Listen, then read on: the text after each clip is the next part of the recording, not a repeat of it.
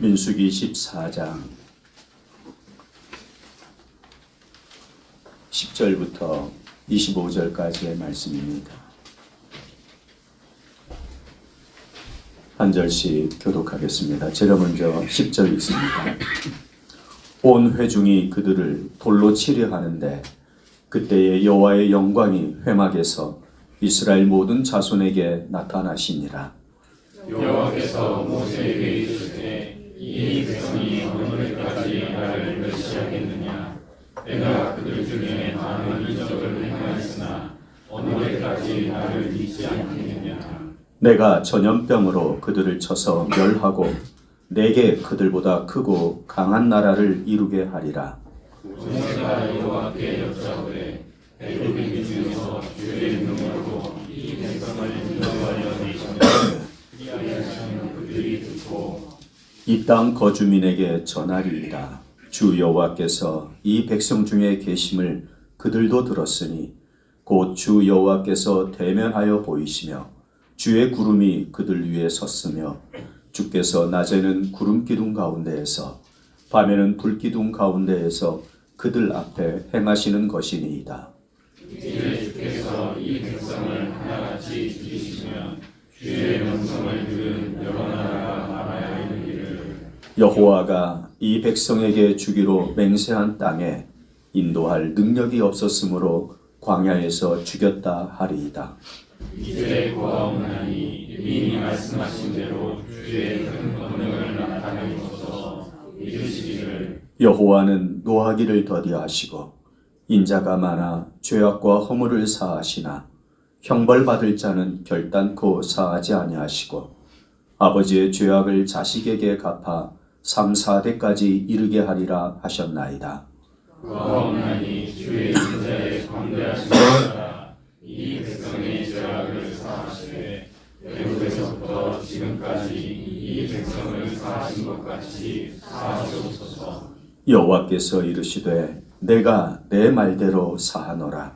그러나 진실로 내가 살아있는 것과 여호와의 영광이 온 세계에 충만할 것을 두고 맹세하노니 내 영광과 애굽과 광야에서 행한 내 이적을 보고서도 이같이 10번이나 나를 시험하고 내 목소리를 청종하지 아니한 그 사람들은 내가 그들의 조상들에게 맹세한 땅을 결단코 오지 못할 것이요 또 나를 멸시하는 사람은 한 사람도 그것을 보지 못하리라. 그러나 내 종 갈렙은 그 마음이 그들과 달라서 나를 온전히 따랐은즉 그가 갔던 땅으로 내가 그를 인도하여 드리리니 그의 자손이 그 땅을 차지하리라. 가나안과 가나안과 저쪽에 거주하느니 너희는 내일 돌이켜 공의 길을 따라 광야로 들어가겠습니다. 아멘. 오늘 말씀의 제목은 하나님은 아신다는 말씀의 제목이에요. 여러분, 하나님이 아신다는 것 어떻게 여겨지십니까? 어떤 사람은 매우 부담이 되실 거예요. 또 어떤 사람에게는 큰 힘이 될 겁니다. 여러분에게는 하나님이 모든 걸 아신다는 그것이 어떤 의미가 되어집니까? 다윗이 자신의 죄악을 숨겼습니다. 그래서 모든 사람들을 속인 그러한 모습이 되었다 생각할 때 하나님께서는 선지자 나단을 보내서 그것을 만천하에 드러내시지요. 사무엘하 12장 9절에 보면 어찌하여 네가 여호와의 말씀을 업신여기고 나 보기에 악을 행하였느냐? 네가 칼로 햇사람 우리아를 치되 암몬 자손의 칼로 죽이고 그의 아내를 빼앗아 내 아내로 삼았도다. 다윗이 숨겼던 일인데 하나님은 아시고 그것을 드러내시지요. 또 아간이라는 사람도 숨깁니다.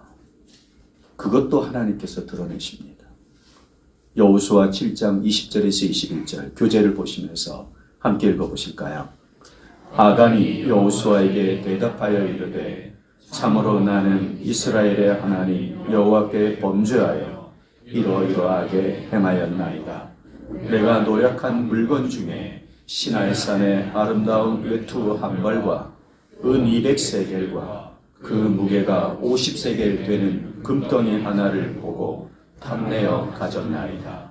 그래서 이제 그 물건들을 내 장막 가운데 땅속에 감추었는데 그는 그 밑에 있나니라. 그러니까 대상이 다윗이든지 또는 아간이든지 다 드러나게 되어 있어요. 여러분, 모든 사람에게 다 하나님께서는 숨겨진 것들을 다 아시는 분이세요. 그것이 드러날 때 어떤 일이 일어날까요? 우리가 아는 대로 아간은 돌에 맞아 죽었습니다. 그 아간이 죽은 골짜기를 아골골짜기라고 합니다. 아간은 하나님이 드러내실 때 죽임을 당했어요. 그러면 다윗은요, 죽지 않습니다. 왜 아간은 죽었고 왜 다윗은 죽지 않았을까? 무슨 차이일까요? 모든 것을 하나님은 다 아시는데 왜 죽고 왜 죽지 않았을까? 아시는 하나님 앞에서 그 차이가 있습니다. 아간은 끝까지 숨겼어요. 그게 차이입니다. 여호수아 7장 14절, 18절 좀 길지만 제가 요약해서 실어보려고 이렇게 좀 여러모로 봤는데 그러나 좀 읽어야 될 부분이 보여요. 너희는 아침에 너희의 지파대로 가까이 나아오라. 자, 이제 지파를 다 부르죠. 12지파를. 여호와께 뽑히는 그 지파는 그 족속대로 가까이 나올 것이요. 그러니까 한 지파가 뽑히면 나머지 지파는 이제 물러서고 뽑힌 지파만 그 족속대로 또 다 나오라는 거예요. 여호와께 뽑히는 족속은 그 지파의 족속은 그 가족대로 가까이 나올 것이요. 여호와께 뽑히는 그 가족은 그 남자들이 가까이 나올 것이라. 나올 것이며 온전히 바친 물건을 가진 자로 뽑힌 자를 불사르되 그와 그의 모든 소유를 그리하라. 이는 여호와의 언약을 어기고 이스라엘 가운데에서 망령된 일을 행하였음이라 하셨다 하라. 자, 이제 여기까지. 하나님께서 여호수아에게 그 범죄한 한 사람을 이제 앞으로 나아오게 하실 때 그 시작이 이스라엘 온 백성들로부터 시작이 되는 거예요. 그래서 지파, 가족, 그리고 그 가족, 그 족속 중에서 가족 중에서 남자, 그 남자 중에서 한 사람. 이렇게 하나님께서 구체적으로 말씀하셨어요. 그러면 아간은요, 이 말씀을 들을 때 어떻게 해야 될까요? 자기가 그 사람이잖아요. 그러면 누구보다도 먼저 와서 고백을 해야 되는 거 아닙니까? 그런데 보십시오. 이에 여호수아가 아침 일찍이 일어나서 이스라엘을 그의 지파대로 가까이 나오게 하였더니 유다 지파가 뽑혔고 유다 족속을 가까이 나오게 하였더니 세라 족속이 뽑혔고 세라 족속의 각 남자를 가까이 나오게 하였더니 삽디가 뽑혔고. 자, 이 속에 계속 아간이 들어있는 거 아닙니까? 좁혀져 올수록 아간은 어땠을까요? 여러분, 그때 고백해야 되는 거 아닙니까? 삽디의 가족 각 남자를 가까이 나오게 하였더니 유다 지파 세라의 증손이요 삽디의 손자여 갈미의 아들인 아간이 뽑혔더라. 그러니까 아간은요, 끝까지 숨기는 거예요. 모든 것을 아시는 하나님 앞에서 이러한 사람들이 있어요. 이 모습을 로마서에서 보면 예수께서 빛으로 세상에 오셨는데 그 빛을 미워함으로 어둠 속으로 더 들어가는 사람들이라고 말씀해요. 그래서 그들을 가리켜서 이들은 예수를 믿지 않기 때문에 이미 심판을 받은 자라고 말씀해요. 아간은 어떤 사람일까요? 그가 죽었기 때문에 하나님의 심판을 받았어. 아니요. 하나님의 심판을 받았기 때문에 그는 죽은 거예요. 그 마음에 하나님을 향하여 회개할 마음을 갖지 못하는 거예요. 이게 바로 하나님의 심판이라는 거예요. 회개할 마음이 아예 없다는 것. 그로 인한 죽음인 거예요. 그러면 다윗은 어땠을까요? 선지자 나단이 와서 당신이 바로 그 사람입니다. 이렇게 지적을 당했을 때 바로 당신이 충신이 우리아를 죽였고 그의 아내 바세바를 빼앗아 아내로 삼지 않았습니까? 그때 다윗은요 고백합니다. 사무엘하 12장 13절은 한 절로 끝나요. 다윗이 나단에게 이르되 내가 여호와께 죄를 범하였노라. 그런데 이 한 절로 끝나는 다윗의 죄 고백이 아니에요. 시편 51편은 이 한 편이 선지자 나단이 자기에게 찾아왔을 때, 자기의 죄악이 만천하에 드러났을 때, 그때 다윗이 하나님 앞에 죄 고백을 하는 모습인 거예요. 이 한 편 전체가 그래요. 우리 시편 51편 소개된 대로 교재를 보시면서 함께 읽어보겠습니다. 하나님이여 주의 인자를 따라 내게 은혜를 베푸시며 주의 많은 긍휼을 따라 내 죄악을 지워주소서. 나의 죄악을 맑게 씻으시며 나의 죄를 깨끗이 제하소서. 물은 나는 내 죄과를 아오니 내 죄가 항상 내 앞에 있나이다. 주의 얼굴을 내 죄에서 돌이키시고 내 모든 죄악을 지워주소서. 하나님이여 내 속에 정한 마음을 창조하시고 내 안에 정직한 영을 새롭게 하소서. 나를 주 앞에서 쫓아내지 마시며 주의 성령을 내게서 거두지 마소서. 이 기도로 밤을 새우는 다윗의 침상을 적시는 다윗의 회개의 기도가 되는 거예요. 참 아시는 하나님 앞에서 아간을 보고 다윗을 보지만 중요한 건요 우리 자신입니다. 여러분들을 하나님께서 모르실까요? 여러분들의 마음을 헤아려 주지 않으시는 하나님이실까요? 여러분, 하나님은 어떤 분이십니까? 우리의 생각을 아시고 우리의 마음 깊은 것까지도 다 헤아려 주시는 하나님이신 줄 믿습니다. 하나님은 우리의 모든 것을 다 아시는 분이세요. 중요한 건 아시는 하나님 앞에서 나는 어떤 사람이냐 이거예요.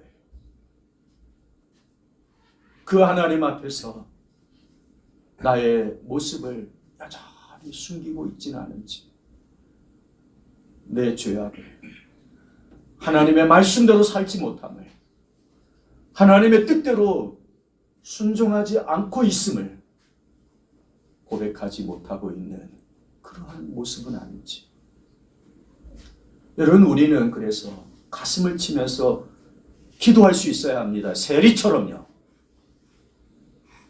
세상은 바리새인처럼 사거리에 서서 나는 이것도 하고 저것도 했습니다라고 말해야, 그래야 이길 수 있고 경쟁에서 앞서갈 수 있고 그래야 살아갈 수 있다고 세상은 그렇게 말해요.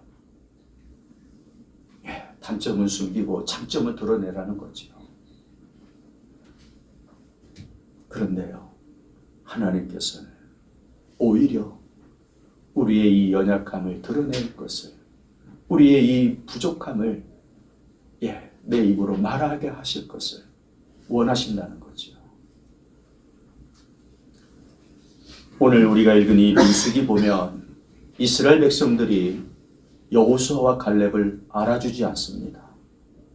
그 대표적인 증거가 10절을 보면 온 회중이 그들을 돌로 치려 하지요. 여러분, 인정하면 어떻게 돌을 들어서 던지겠습니까?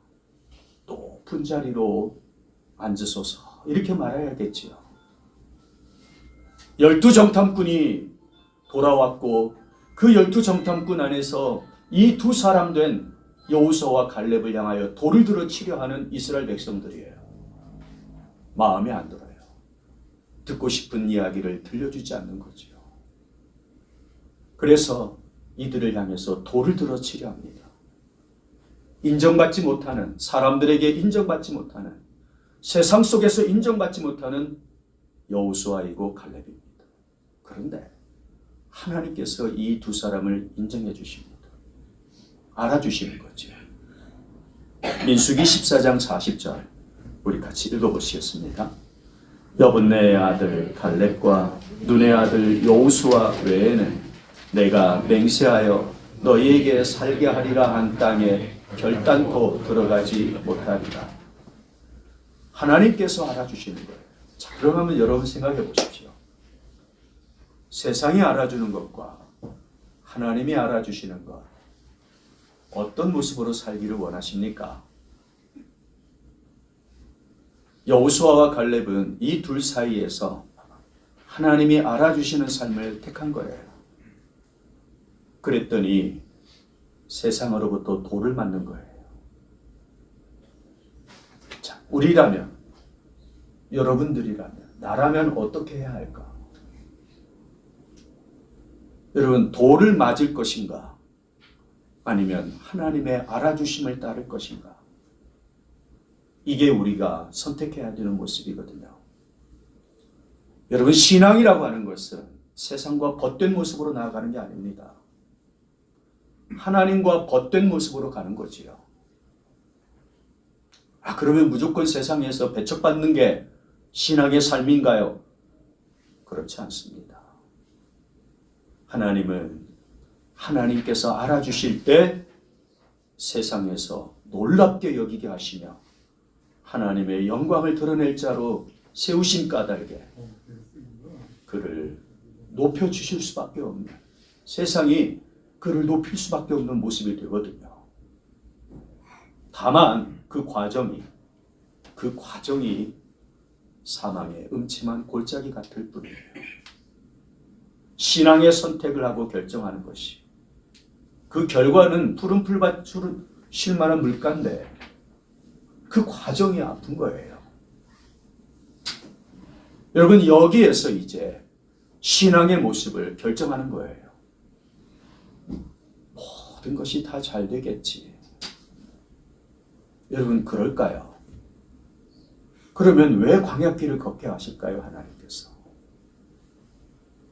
왜 다윗으로 도망자가 되어 10년을 그렇게 쫓기는 삶을 살게 하셨을까요? 필요한 시간이고 아픔이었겠지요. 연단의 시간이고 하나님을 경외하게 하려는 하나님을 더 의지하게 하려는 그러한 시간이 되어지겠지요. 시각이 바뀌는 거예요. 내가 원하는 대로 되지 않았을 때, 지금 당장 내 손에 쥐어지지 않는 이것들을 바라보면서 여러분, 그것만 보면은 아픈 거예요. 그런데 여기까지 오는 동안 하나님은 나를 지키시고 돌보셨어. 나로 하여금 일하게 하셨고, 나로 하여금 하나님 앞에서 평안하게 살게 하셨어. 감사해. 앞으로도 하나님은 나를 그렇게 인도해 주실 거야. 우리 하나님이 나를 위해서 선한 길로 이끌어 가실 거야. 여러분, 생각이 달라지면 눈빛도 표정도 말도 달라지는 겁니다. 하나님을 생각하고 결정하는 거예요. 하나님의 알아주심을 따라 결정하는 거예요. 그게 바로 여호수아와 갈렙이에요. 여러분, 하나님이 알아주시면 어떻게 됩니까? 하나님이 알아주시니까 여러분, 본문 10절 말씀 보십시오. 온 회중이 그들을 돌로 치려 하는데 그때에 여호와의 영광이 회막에서 이스라엘 모든 자손에게 나타나신다고 했죠. 자, 세상이 알아주지 않는 그 시간, 돌로 들어 치려고 하는 그때에 하나님의 영광이 나타나시더라는 거예요. 여러분, 언제 하나님의 영광을 경험하겠습니까? 하나님의 알아주심에 따르는 영광이에요. 이게 바로 여호수아와 갈렙을 위하시는 하나님의 알아주심이에요. 그 고난 속에서 영광을 보는데 그 잠깐의 고난 속에서 영원한 영광을 보는 거예요. 그러니까 사도 바울도 우리가 주목하는 것은 보이는 것이 아니요 보이지 않는 것이라고 말할 수 있는 거예요. 여러분, 그들의 고백은 우리의 고백이 될 수 있어요. 우리 삶의 고백이 될 수 있다는 거예요. 내 마음의 결정이 될 수 있게 할 수 있다는 거예요. 그래서 우리가 기도를 하는 거지요. 그렇게 하나님의 이 알아주심이 또 반대로 나타나는 경우도 있습니다. 여호수아와 갈렙은 여호와의 영광에 참여하는 알아주심이 됐다면 이스라엘은 어떤 하나님의 알아주심을 받게 될까요? 하나님의 진노에 참여하게 됩니다. 여러분, 11절 12절 함께 읽어보겠습니다. 여호와께서 모세에게 이르시되 이 백성이 어느 때까지 나를 쓰려겠나? 내가 그들 중에 많은 이적을 행하였으나 어느 때까지 나를 잊지 않겠느냐? 하나님의 이 진노하심을 받는 거예요. 그 결과가 이스라엘 백성 중에 20세 이상 된 자는 여호수아와 갈렙 외에는 다 광야에서 죽는 겁니다. 그래서 22절 23절에 보면 내 영광과 애국과 광야에서 행한 내 이적을 보고서도 이같이 10번이나 나를 시험하고 내 목소리를 청종하지 아니한 그 사람들은 내가 그들의 조상들에게 맹세한 땅을 결단코 보지 못할 것이요 또 나를 멸시하는 사람은 한 사람도 그것을 보지 못하리라. 하나님이 알아주시는 거예요. 너는 내 진노에 참여할 자구나. 하나님의 알아주심이 너는 내 영광에 참여할 자야. 여러분, 어떠한 모습으로 우리가 살아가야 할까? 참 이 부분이 이제 우리에게 오늘 주시는 말씀으로 던져지는 질문과도 같은 거예요. 나는 어떤 모습으로 살아야 할까? 동일하게 고난을 보고 아픔을 보지만 어떤 사람은 감사할 수 있고 어떤 사람은 원망하고 불평할 수 있어요. 그럴 때 그럴 수 있는 힘, 하나님의 알아주심을 따라, 하나님의 기뻐하심을 따라, 하나님의 응답하심을 따라 살아갈 수 있는 그 힘이 무엇일까? 바로 그 모습을 여호수아와 갈렙 그리고 모세에게서 우리는 볼 수 있습니다. 여호수아와 갈렙은요, 민수기 14장 6절에서 9절에 보면 이렇게 나옵니다. 그 땅을 정탐한 자 중 눈의 아들 여호수아와 여분네 아들 갈렙이 자기들의 옷을 찢고 여호와께서 우리를 기뻐하시며 우리를 그 땅으로 인도하여 들이시고 그 땅을 우리에게 주시리라. 이는 과연 젖과 꿀이 흐르는 땅이니라. 다만 여호와를 거역하지는 말라. 여호수아와 갈렙이 그 마음에서 결정하는 것은요, 눈에 보이는 대로 결정하는 게 아니에요. 아말렉 사람들이 거주하는 헤브론 성읍이 아낙 자손들의 모습과 같아서 거인들처럼 보이고 그 앞에서 우리는 메뚜기처럼 보입니다라고 했던 10명의 정탐꾼이 보는 게 그게 정확해요. 보이는 대로는요. 그런데 보이지 않는 것을 주목하는 여호수아와 갈렙은 하나님의 말씀이 이 땅을 우리에게 주시겠다고 약속하지 않았느냐 이거예요. 그러므로 하나님을 거역하지 말라는 거예요. 오히려 하나님을 기쁘시게 하라는 거예요. 하나님 약속의 말씀을 믿고 따라가는 것이 기쁨이 되지 않겠느냐는 거죠. 여호수아와 갈렙이 결정하는 건 바로 하나님 말씀에 따른 결정이에요. 그것을 하나님이 기뻐하시며 알아주신 줄 믿습니다. 여러분, 모세를 또한 보세요. 이스라엘 백성들이 막 거역하잖아요. 원망하고 불평하며 애굽으로 돌아가자고 하는 그때에 모세가 어떻게 합니까? 19절 말씀에 보면 구하옵나니 기도하는 거죠. 주의 인자의 광대하심을 따라 이 백성의 죄악을 사하시되 애굽에서부터 지금까지 이 백성을 사하신 것 같이 사하시옵소서.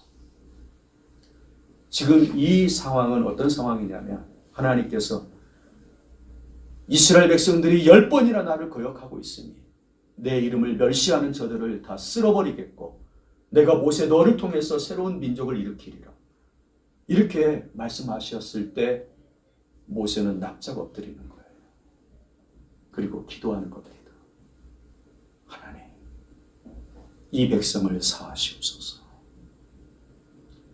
여러분, 하나님이 알아주시는 기도, 모세가 그 기도를 드리는 거예요. 하나님이 알아주시는 입술에 말을 하는 여호수아와 갈렙처럼 하나님이 들으시는 기도를 모세가 하고 있는 겁니다. 바로 여기에 이제 하나님께서 알아주시는 일들이 일어납니다. 모세에게는요, 20절에 보면 여호와께서 이르시되 내가 네 말대로 사하노라. 여러분, 사람의 기도를 들으시는 하나님이신 거예요. 그 사람이 어떤 사람이에요? 하나님께서 알아주시는 사람이죠. 갈렙에게는요, 내 종 갈렙은 그 마음이 그들과 달라서 나를 온전히 따랐은즉 그가 갔던 땅으로 내가 그를 인도하여 드리리니 그의 자손이 그 땅을 차지하리라.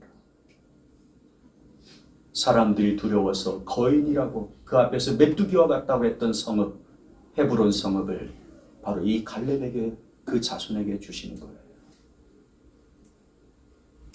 그러니까 하나님이 알아주시기만 하면 하나님의 기뻐하심을 따라 하나님의 영광에 참여하게 되는 줄 믿습니다. 이게 이제 하나님의 아신다는 뜻이에요. 여러분, 하나님이 아신다 할 때 어떤 사람에게는 그것이 큰 부담이 되고 어떤 사람에게는 그것이 큰 힘이 된다고 했는데, 여기 있는 우리에게는 하나님이 나의 모든 것을 아신다라는 것이 어떤 의미가 되고 있을까요? 예수님께서요, 세상에 오셔서 구원 사역을 펼치십니다. 예수님의 많은 말씀과 행하신 일들이 나타나고 그게 복음서에 기록되어 있죠.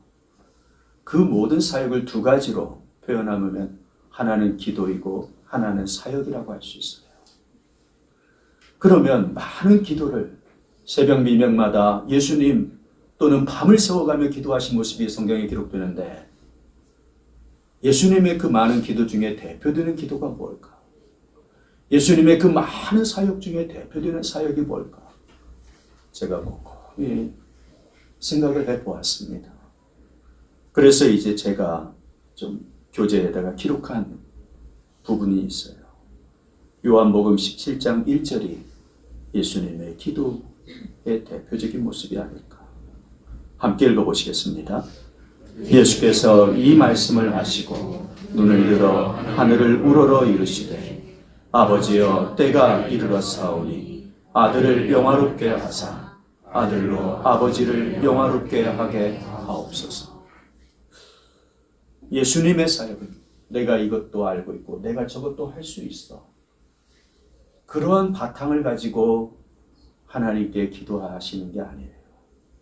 이 말씀을 보면 아버지여, 아들을 영화롭게 하여 주옵소서. 이 기도는 아버지 하나님께로부터 오는 모든 것이 그제서야 제 것이 될 수 있습니다. 하나님이 주실 때 저는 그제서야 제 것이 될 수 있습니다. 아버지여, 나를 영화롭게 하옵소서. 그리고요, 아들로 아버지를 영화롭게 하게 하옵소서. 주신 것으로 하나님을 영화롭게 할 수 있게 해달라는 거예요. 받은 것으로 하나님을 영화롭게 할 수 있는 내가 되게 해달라는 거예요. 예수님의 이 기도는요, 내가 이것도 알고 저것도 행할 수 있습니다, 나는 이 모든 것들을 가지고 있습니다, 거기에서부터 시작되는 기도가 아니에요. 그래서 내가 가진 것이 있으니까 기도하지 않아도 나는 할 수 있어. 내가 가진 것이 부족하니까 기도해야겠네, 이렇게 기도하는 게 아닙니다. 예수님은 내게 있는 모든 것이 다 아버지 하나님의 것이라는 거예요. 하나님께서 주시지 않으면 나에게 있을 것이 아무것도 없다는 것을 알게 주신 거죠.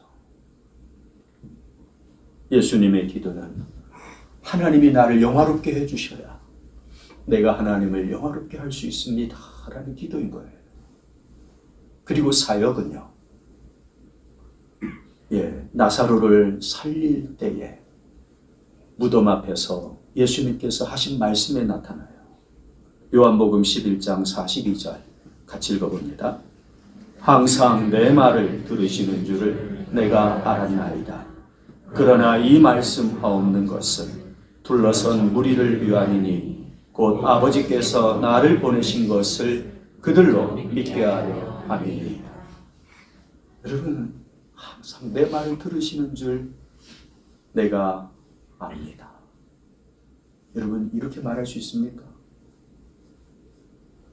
하나님은 나를 항상 알아주십니다. 이런 내용이에요. 하나님은 다 아십니다. 하나님은 내 말을 다 아십니다. 내 생각을 다 헤아려 주십니다. 내게 있어야 할 모든 것도, 필요한 모든 것도 아시는 하나님이십니다. 바로 이게 예수님의 사역이신 거예요. 권능이 필요하면 하나님께서 권능을, 지혜가 필요하면 하나님께서 지혜를 때마다 일마다 주실 것을 아시는 예수님의 사역이신 거예요. 하나님의 알아주심을 따라서 제가 일을 감당합니다 라는 뜻인 거죠. 바로 여기에 이제 하나님께서 기뻐하시며 기도를 들으시고 응답하시고 하나님께서 영광으로 함께 해주시는 선한 역사들이 예수님의 삶으로 나타나기 시작하는 거죠. 그러면 여기 있는 우리는 어떻게 해야 됩니까? 우리는요, 여러분, 우리의 기도와 우리의 사역도 이와 똑같을 수 있어요. 왜냐하면 예수님께서 그것을 허락하신 까닭이에요. 우리에게요. 예수 믿는 자들에게요. 요한복음 14장 12절이 그 내용입니다. 내가 진실로 진실로 너희에게 이르노니 나를 믿는 자는 내가 하는 일을 그도 할 것이라고 하신 거예요. 내가 한 일을 너도 한다라는 거예요. 그러니까 하나님의 알아주심을 따라서 기도하고 사역할 수 있다는 거예요.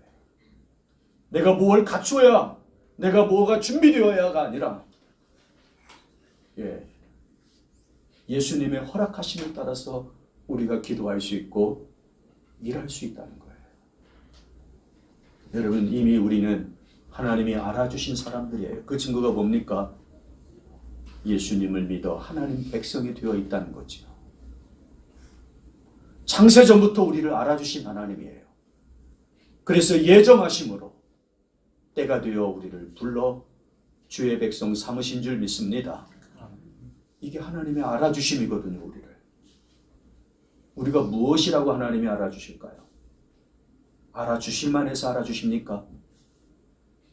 오히려 죄와 사망의 법 아래에서 허덕이던 우리였는데 그런 우리를 하나님이 독생자를 아끼지 아니하시면서 내주시기까지 하시고 우리를 구원하신 거 아닙니까? 그러니까 하나님의 알아주심을 이미 받은 우리예요. 그런 우리가 얼마든지 하나님의 알아주심을 따라 살 수 있는 거 아닙니까? 내 마음의 생각을 하나님의 알아주심을 따라 정할 수 있는 거 아닙니까? 세상이 알아주지 않아도 하나님이 알아주시는 대로 내 생각을 정하는 거예요. 그리할 때요, 하나님께서 영광으로 임재하여 주시는 줄 믿습니다. 얼마든지 세상은 돌 던질 수 있어요. 그 가운데서 아프고 피 흘리고 고통할 수 있는 우리입니다. 그런데 그 자리에 하나님께서 영광으로 참여하시는 거예요. 그게 바로 하나님의 알아주심이거든요. 살아계신 하나님이시니까요.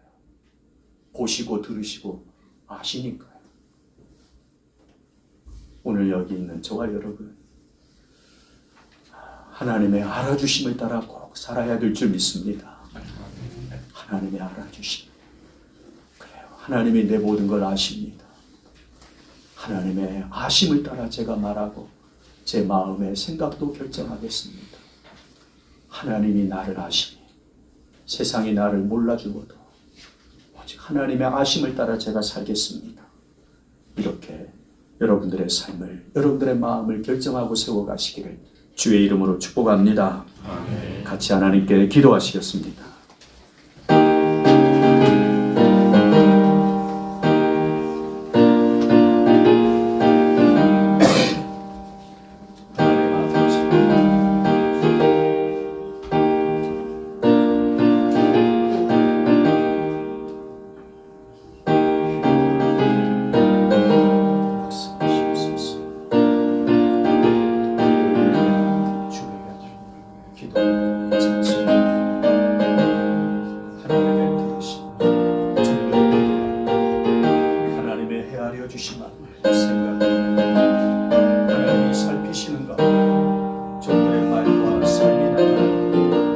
아버지 하나님, 저희를 붙잡아 주시고 하나님의 영광을 드러내게